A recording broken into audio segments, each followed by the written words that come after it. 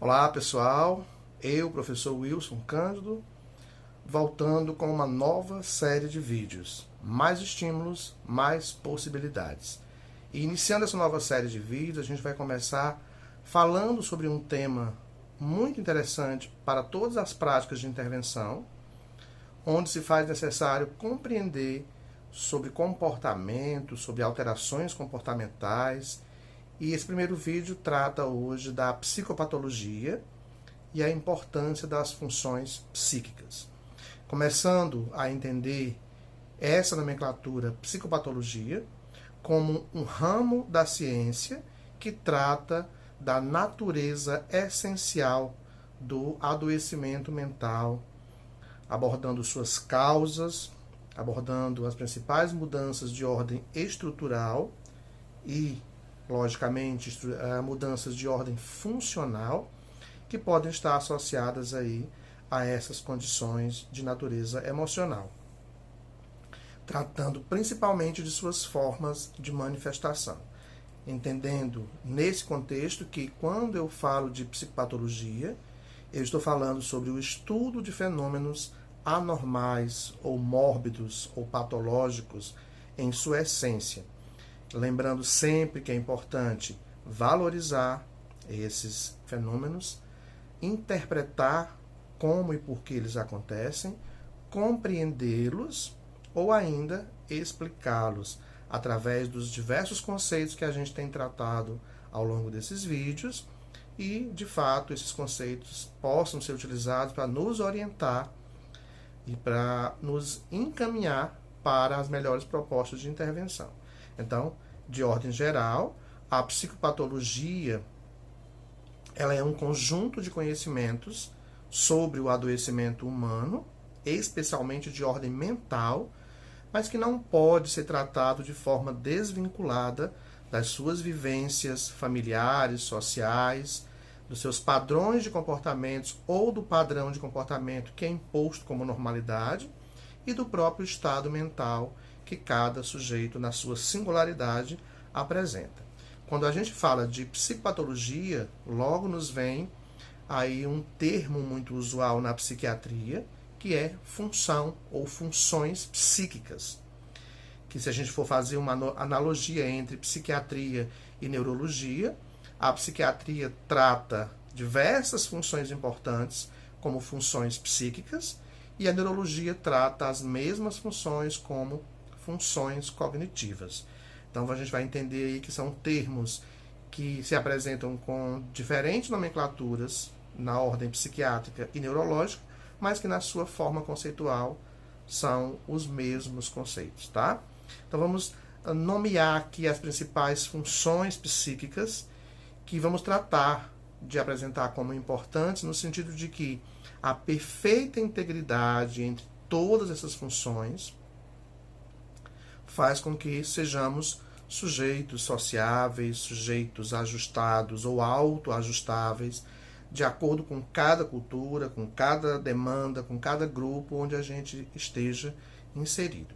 Então, segundo Paulo Dalgalarrondo, que é um estudioso e um grande descritor aí das questões ligadas às psicopatologias, funções psíquicas são consciência, atenção, orientação, senso-percepção, afetividade, vontade, psicomotricidade, pensamento, juízo de realidade, valoração do eu, linguagem, personalidade e inteligência.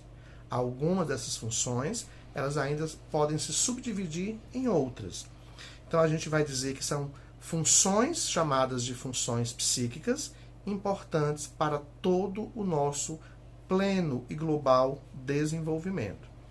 Se alguma dessas funções se altera em função de uma condição fisiológica, de uma condição emocional, vivencial nos contextos familiares ou sociais, de uma situação de ordem qualquer que aconteça com cada um de nós, se uma dessas funções se alteram, outras funções se alteram juntas, porque elas não funcionam de forma isolada.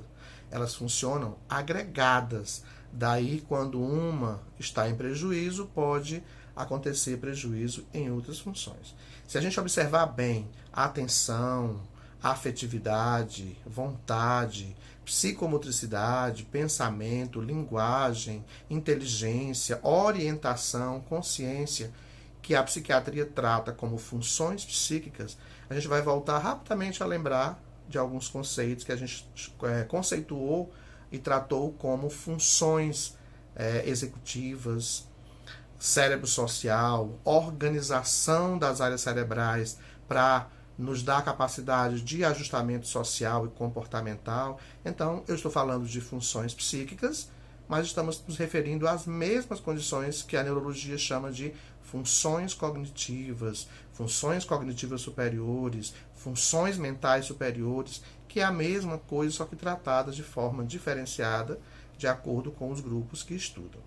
Então, quando eu falo dessas funções psíquicas tão importantes para a gente entender as alterações que acontecem em cada condição diagnóstica que a gente já descreveu em momentos anteriores, a gente vai dizer que alterações nas funções psíquicas não existem de forma isolada. Elas acontecem em grupos.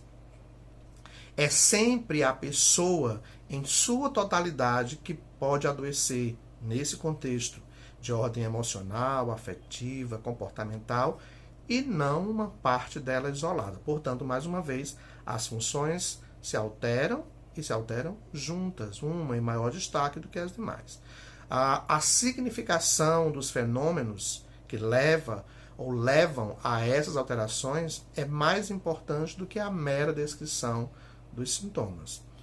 Cada aspecto da realidade psicológica de cada sujeito só existe vinculada à sua própria história particular e história familiar. Portanto, estamos falando de um conjunto de funções que estão interconectadas, interligadas, seja por explicação de ordem comportamental, seja por explicação da neurociência enquanto explicação de funcionamento cerebral. É interessante lembrar nesse contexto que algumas funções são mais alteradas em uma dada área para alguns comportamentos do que em outras. Vamos explicar melhor isso. Por exemplo, alguns transtornos considerados transtornos orgânicos, eles podem ter funções mais específicas alteradas, como a consciência, a orientação, memória e inteligência.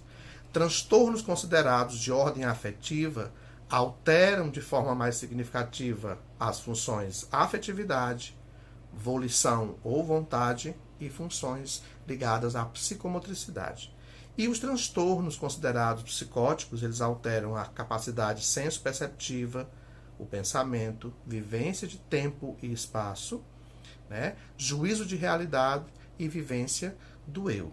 Essas funções elas se alteram com mais significados, não querendo dizer que outras não se alteram ou não se alterem junto delas, enquanto conjunto agregado, tá? Então é importante lembrar sempre que quando eu falo de transtornos, dificuldades, distúrbios, eu tenho aí diversas condições que podem estar alteradas enquanto funções psíquicas, se for de ordem estudada na psicopatologia, na psiquiatria, ou funções cognitivas, se for um conceito de ordem neurológica da neurociência, tá? O fato é que hoje a gente fala de neuropsiquiatria, a gente não trata mais comportamentos emocionais isolados, e sim agregados a questões de ordem relacional, mas também ligadas a prejuízos na forma de funcionamento cerebral. Portanto, é importante estudar as funções psíquicas dentro desse contexto da psicopatologia. Deixo como dica de hoje esse livro, A Análise do Comportamento Aplicado ao Transtorno do Espectro do Autismo, como um possível material de consulta para o entendimento de outras situações. Eu sou o professor Wilson, esse é o nosso primeiro vídeo da nova série Mais Estímulos, Mais Possibilidades. Abraços a todos e até breve.